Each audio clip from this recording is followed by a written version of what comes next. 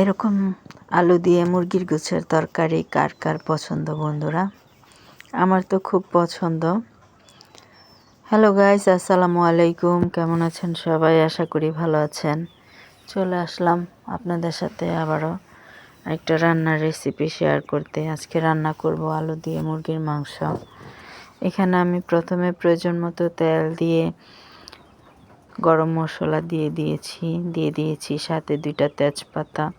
গরম মশলাটা দিয়ে একটু ভেজে নিয়ে সাথে দিয়ে দিয়েছি বেশ কিছু পরিমাণে পেঁয়াজ কুচিটা দিয়ে আমি একটু ভেজে নিয়েছি নরম হওয়া পর্যন্ত।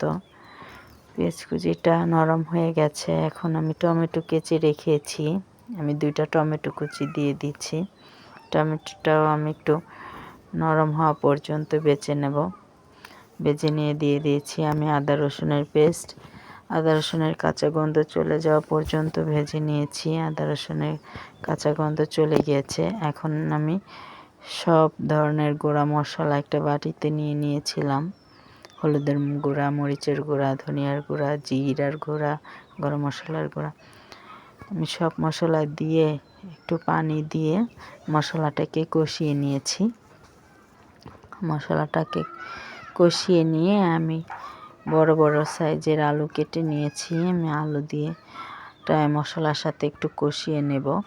কারণ আলুটা একটু বড় করে দেওয়ার কারণে আমি প্রথমেই আলুটা দিয়ে নিয়েছি। আলুটা দিয়ে একটু নেড়েচেড়ে মশলার সাথে মিশিয়ে নিয়েছি। এদিকে আমি মুরগির মাংসটা কেটে ধুয়ে পরিষ্কার করে নিয়েছি। এখন আমি মুরগির মাংসটা দিয়ে দেব। দিয়ে এখন আমি মশলার সাথে আলুর সাথে ভালো করে মিশিয়ে দিচ্ছি। এখন আমি বেশ কিছুক্ষণ ঢাকনা দিয়ে আলুটা কষানোর জন্য রেখে দেব।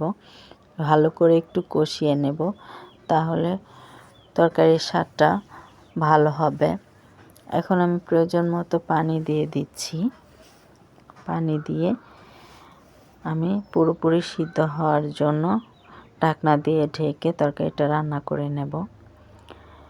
দেখেন বন্ধুরা, আমার মাংসটা আলুটা কি সুন্দর কালার চলে আসছে আর সিদ্ধও হয়ে গেছে।